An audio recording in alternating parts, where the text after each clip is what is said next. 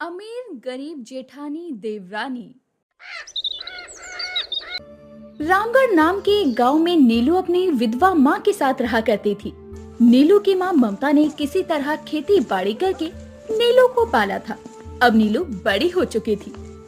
बेटी तू अब बड़ी हो चुकी है, मुझे हर वक्त तेरी शादी की चिंता होती है। बस एक बार तेरी शादी हो जाए तो फिर मैं मर भी जाऊं तो कोई गम नहीं। माँ, आप ये कैसी अशुभ बातें कर रही हो? मैं कहीं नहीं जाऊंगी तुम्हें छोड़कर।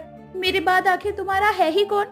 नीलू बेटा, एक ना एक दिन तो तुझे विदा होके जाना ही पड़ेगा ना, यही तो जीवन की सच्चाई है। ठीक है माँ, मैं आपसे जीत नहीं सकती। आप आराम करिए जब तक मैं घर का काम कर लूं। नीलू घर का काम करने लगती है, लेकिन ममता को तो बस नीलू की शादी की ही चिंता सता रही थी। लेकिन कहते हैं ना, जन्म मृत्यु और शादी ये सब ऊपर वाले से लिख कर आता है। एक रोज उस गांव में एक सरकारी काम से एक अफसर आया जिसका नाम रूपक था। उसने जब नीलम को देखा तो वो उस पर मोहित हो बैठा और अपने आप से बोलने लगा। लोग सच ही कहते हैं कि गांव की खूबसूरती के आगे शहर तो फीका है। असली खूबसूरती तो गांव में ही होती है। रूपक ने उसकी विधवा माँ से नीलू का हाथ मांगा और नीलू की माँ शादी के लिए झट से हाँ भर चुकी थी। आखिर वो कौन सी माँ होगी जो अपनी बेटी की शादी एक सरकारी अफसर से नहीं करवाएगी। फिर दोनों की शादी हो गई और रूपक उसे लेकर शहर आ गया। पहले तो घर वालों ने उनका विरोध किया, लेकिन फिर अपनी बेटे की मर्जी के आगे उन्हें झुकना पड़ा। मेरे लिए सही है, गरीब देवरानी आई है, अब इससे घर का सारा काम करवाया जा सकता है। गरीब घर की लड़की नीलू शादी करके अमीर ससुराल आ तो गई थी, लेकिन उसमें और उसकी अमीर जेठानी में काफी अंतर किया जाता था। दरअसल बड़े बेटे की शादी में सुशीला को बहुत दान दहेज मिला था, लेकिन नीलू एक जोड़ी कपड़े में ही अपने ससुराल आई थी, इसीलिए उसकी सास उसे ताने दिया करती। ऐसे ही एक रोज त्योहार के दिन तनीषा के घर से बहुत सारा सामान आया, जबकि नीलू के घर से कुछ नहीं आया। अरे ना जाने किस टीचर के घर से ब्याह कर आया है ये मेरा बेटा, तीज त्योहार पर भी कुछ नहीं भेजती इसकी माँ। माँ जी, मेरी माँ की तबीयत कुछ ठीक नहीं है, इन दिनों उनकी तबीयत खराब है, इसलिए वो इतनी दूर नहीं आ पाई।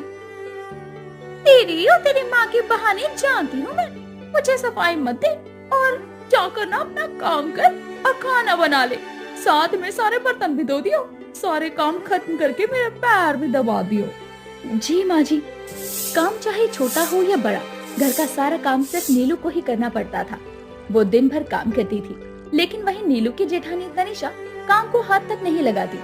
फिर एक रोज नीलू अपनी जेठानी से कहती है, दीदी मुझे मेरी माँ को एक कॉल करना है, क्या मैं आपके मोबाइल से कॉल कर सकती हूँ? दरअसल मेरे मोबाइल में कोई दिक्कत आ गई है, वो आजकल उनकी तबीयत कुछ ठीक नहीं है, बस उनकी तबीयत के बारे में पूछकर मैं आपको मोबाइल दे दूंगी। बस इसीलिए मुझे तुम जैसे गरीबों से नफरत है, यहाँ आए नहीं कि आते ही मांगना शुरू कर दिया, मुझे ये दे दो, मुझे वो दे दो। वैसे भी कोई जरूरत नहीं है अपनी फटीचर माँ से बात करने की, जाकर अपना काम कर। नीलू वहाँ से रोते हुए घर का काम करने लगती है। इस समय रूपक भी नहीं था जो नीलू से कुछ कहे। वो घर का काम कर रही थी, लेकिन फिर भी उसका ध्यान अपनी माँ पर होता है। फिर एक दिन उसके गांव से कॉल आता है कि उसकी माँ का देहांत हो गया। बेचारी नीलू बचपन से ही अपने पिता के बिना रही, तब से उसकी माँ ने ही उसका पालन पोषण किया।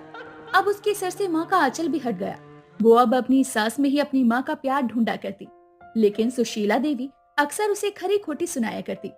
अब उसका इस दुनिया में कोई नहीं था जिससे कि वो अपना दुख दर्द बांट सके, सिवाय उसके पति रूपक के, लेकिन वो भी अक्सर काम के सिलसिले में बाहर ही रहा करता। फिर एक दिन तनीषा काफी देर से चिल्ला रही थी, अरे अभी तक मेरे रूम में मेरा नाश्ता क्यों नहीं लाई है? कहाँ मर गई नीलू? तनीषा गुस्से में अपनी सास के पास जाकर कहती है, माँ जी आप देखिए ना, अब ये नाश्ते के लिए भी पूरे दिन इंतजार कराएगी क्या? रुक बहू, उस कामचोर को मैं बताती हूँ। सुशीला बाल्टी में पानी भरती है और बेचारी नीलू के ऊपर गिरा देती है। तुझ महारानी को यहाँ बेड पर बैठे बैठे खाने को नहीं देने वाली मैं। अच्छा अब जल्दी से खड़ी हो जा और उठकर काम कर। वो माँ जी, मेरी तबीयत ठीक नहीं है, कल रात से मुझे बहुत बुखार है, पूरा शरीर तप रहा है। ये बहानेबाजी कहीं और जाकर करना, चलो और काम पर लग जा। तुझ जैसे गरीब को मैं मुफ्त की रोटियां नहीं तोड़ने दूंगी, कामचोर। लेकिन तभी रूपक वहाँ आ जाता है और अपनी भाभी और माँ का ऐसा बर्ताव देखकर काफी गुस्से में आ जाता है और कहने लगता है, माँ, भाभी, उस बेचारी की तबीयत कितनी ज्यादा खराब है, देखो तो वह कैसे कांप रही है, और आप दोनों हो कि उसके साथ ऐसा जानवर वाला बर्ताव कर रहे हो। वो तो अच्छा हुआ कि आज घर पर मैं अपनी फाइल भूल गया और उसे लेने घर पर आ गया, नहीं तो मैं आप लोगों का रवैया कभी नहीं जान पाता कि आप दोनों नीलू के साथ कैसा बर्ताव करते हो। अब मैं अपनी पत्नी के साथ इस घर में और नहीं रहूंगा। रूपक फोन करके डॉक्टर को बुलाता है। डॉक्टर आता है और उसका चेकअप करता है। इसके बाद वो कुछ दवाइयाँ देकर चला जाता है। 2 दिन बाद रूपक नीलू को लेकर एक किराए के मकान में रहने चला जाता है। तनीषा बहू तो बड़े घर की लड़की थी, इसलिए वो कोई काम नहीं करती, जिसकी वजह से सुशीला को ही अब सारा काम करना पड़ता। अब उसे अपनी गरीब बहू की अहमियत समझ आ रही थी। एक रोज सुशीला कपड़े धोकर आ रही थी कि फर्श पर पानी गिरने की वजह से वो फिसल कर गिर जाती है, जिसके कारण सुशीला को चोट आ जाती है। वो अपनी बड़ी बहू को आवाज लगाती है, लेकिन तनीषा को अपनी सास का जरा भी ख्याल नहीं था। वो तो बस अपनी ही धुन में थी। जैसे तैसे वो अपने बेड पर जाकर लेट जाती है। हाय, मेरी छोटी बहू जब से इस घर में आई थी तब से उसने मुझे एक काम नहीं करने दिया। सब कुछ कितने अच्छे से संभाल लिया था।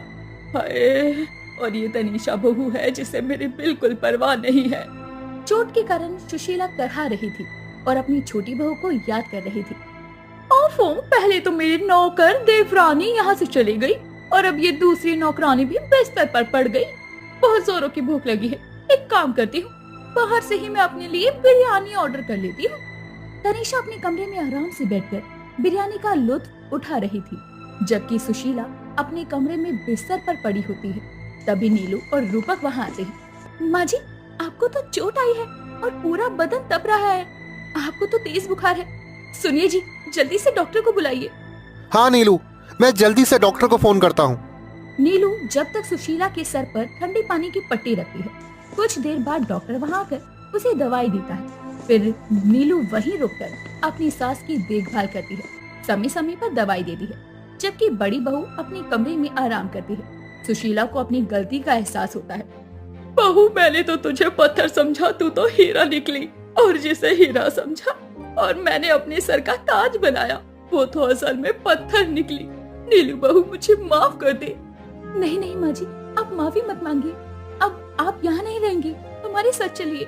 रूपक और नीलू सुशीला को अपने साथ ले जाते हैं, जहाँ नीलू उसकी खूब देखभाल करती है। कुछ दिन बाद रूपक का प्रमोशन होता है और वो हंसी खुशी एक साथ मजे से रहने लगते हैं। वहीं दूसरी तरफ तनीषा के पति का दिवाला निकल जाता है और वो एकदम से रोड पर आ जाते हैं। वो अब एक टूटी फूटी सी झोपड़ी में रह रही थी और उसे अब अपनी गरीबी में ही गुजारा करना पड़ रहा था। साथ में घर का हर एक कामकाज अब उसी को करना पड़ रहा था। शायद इसीलिए कहते हैं कि कब वक्त का पहिया घूम जाए ये किसी को नहीं पता।